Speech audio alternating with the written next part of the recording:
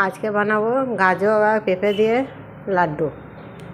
গাজরটাকে আমি চেঁচে নিলাম সময় মতো, আর পেঁপেটাকেও আমি চেঁচে নিলাম।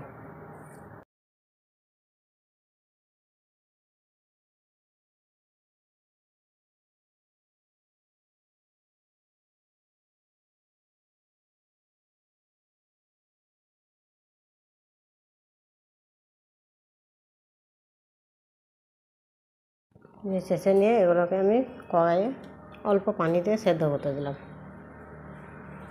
অল্প পরিমাণ পানি দিয়ে এটাকে সেদ্ধ করতে দিলাম। প্রায় সেদ্ধ হয়ে গেলে এটাকে আমি নামিয়ে কড়াই থেকে একটু লবণ দিয়ে দিলাম সেদ্ধর সময়। কড়াই থেকে নামিয়ে একটা গামছা দিয়ে বা একটা কাপড় দিয়ে এই পানিটা খুব ভালো করে ছেঁকে নেবেন।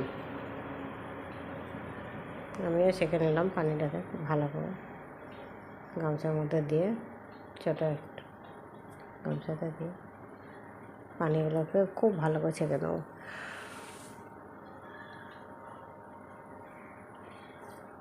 একদম পানিটা যেভাবে বার করে দিয়েছি।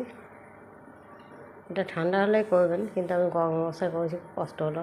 এবার চিনির একটা ক্যারামেল তৈরি করতে হবে, সেই জন্য কড়াইয়ে চিনি নিয়ে অল্প 1 ফোঁটা পানি দিয়ে 1.5 ফোঁটা পানি দিয়ে এটাকে নাড়তে থাকুন। যখন লাল ক্যারামেল তৈরি হবে তখন এটাতে ওই ছেঁকে রাখা পেঁপেটাকে আপনি দিয়ে দেবেন, দিয়ে নাড়তে থাকবেন।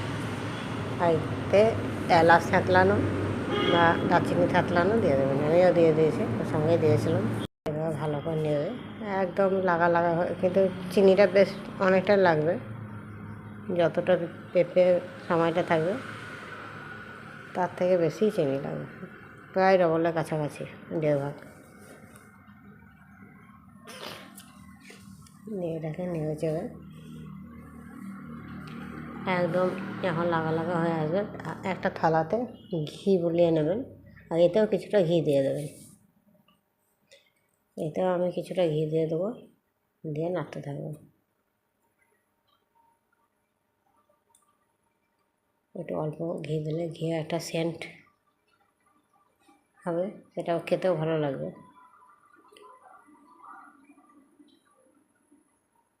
এখন আমি একটু প্রায় লাস্টের দিকে ঘিটা দিয়ে দেবো।